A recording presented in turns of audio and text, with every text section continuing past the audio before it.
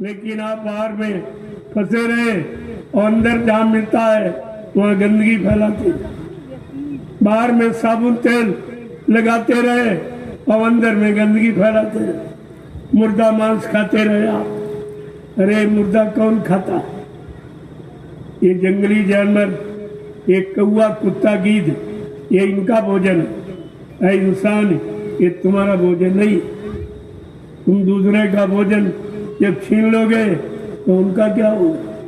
तब झगड़ा होता है। आपने ये किया क्या?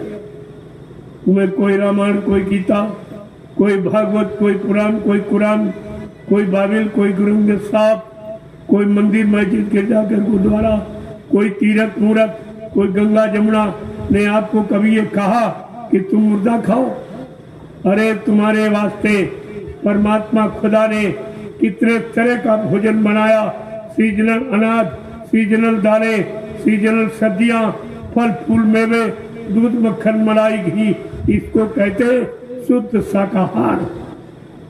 अगर आप ये भोजन करते, मानवीय भोजन करते, तुम्हारे में मानवता, इंसानियत, प्रेम, प्यार, मोहब्बत, सेवा, दया, सदाचार, परमात्मा की यादगार, माँ बहन बेटी की परख पहचान बनी रहती। आपने अपना भोजन खराब किया तो विचार खराब होगा। हमारे हिंदुस्तान का ये धार्मिक देश है। यहाँ धर्म के लिए भगवान राम को रावण से लड़ाई लड़नी पड़ी, धर्म के लिए भगवान कृष्ण को महाभारत करना पड़ा। ऐसे धर्म हंसी मजाक में नहीं आता। और आपने सारा धर्म चौपट कर दिया, सारा धर्म ही खत्म कर दिया। दया और धर्म सब चला गया। तमाम जीवों को मारने काटने लगे तो दया चली गई। उनका मुर्दा मांस खाया तो ईमान चला गया, धर्म चला गया, सब आपने खत्म कर दिया। अब तो तुम्हारे हिस्से में मुसीबत, आपत्ति, बीमारी, महामारी, लड़ाई झगड़ा, दैवी प्रकोप, दुर्घटना, अकाल मौत ही तुम्हारे हिस्से में पड़ी। और इसीलिए यही सब हो रहा। ये सब तुम्हारे कर्मों की सजा। ये ऐसे नहीं मिलता, ये सब कर्मों की सजा। ये कहो दुष्कर्मों की सजा, अनैतिक कर्मों की सजा है। जो आपने किसी की नहीं मानी, किसी से नहीं पूछा, साधु संत महात्माओं से, रामायण, गीता, भागवत यानी पुराण, कुरान आपने किसी की मानी ही नहीं। वो मनमानी करते हो तो कुदरत मनमानी कर रही। अभी क्या, आगे जो यानी खराब समय आ रहा, एक से एक जानलेवा बीमारियां आ रही, जिसपे पल घड़ी मिनट नहीं लगेंगे। गांव के गांव, मुल्क के मुल्क, देश के देश, शहर के शहर साफ हो जाएंगे। बहुत मकान खाली पड़े, प्रेमियों को रहने वाला दिखाई नहीं। और आज आप एक एक इंच जमीन पे झगड़ा करते, क्योंकि आपको अपना भविष्य नहीं मालूम। एक तो मालूम नहीं, और जो भविष्य के जानकार संत महात्मा फकीर, उनकी आप सुनते नहीं, उनकी मानते नहीं हो, तो मुसीबत तो आपको पर मिली ही मिली। लेकिन संत महात्मा अपना फर्ज बराबर अदा करते हैं। वो आपको मुसीबत आने की पहले सचेत करते, जानकारी देने लगती कि खराब समय आ रहा, मुसीबत समय आ रहा, आप जो जाग जाओ, छिप जाओ, होश में आ जाओ, अपना सुधार कर लो, वरना कुदरत माफ नहीं करेगी। ये सब जानकारी आपको बाबा जी 1980 से बराबर जानकारी, खान पान की जानकारी बराबर दी।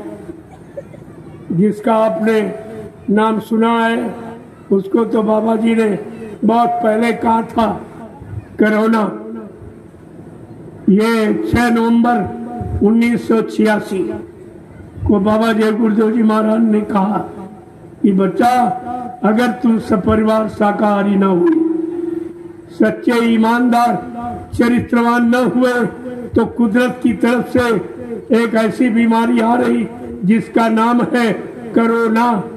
क्या ना करो तो बीमारी नहीं आएगी, अगर करोगे तो जरूर आ जाएगी। तो कहा बच्चा, अंडा मत खाना, अंडा मुर्गी का मासिक धर्म है।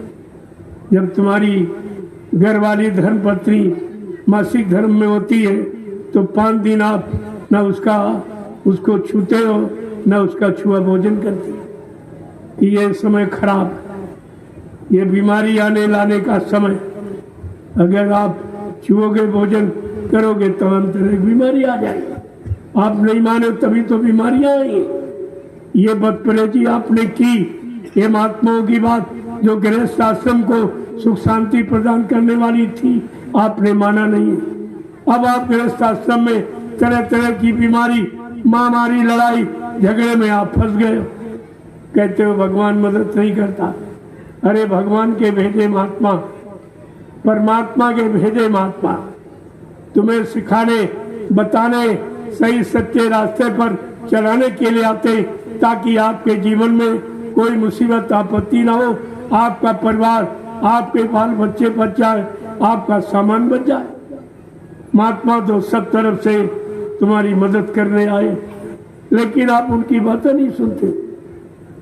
इतने ज्यादा गंदा खान पर करके आप खराब हो गए हो, आपकी बुद्धि खराब हो गई।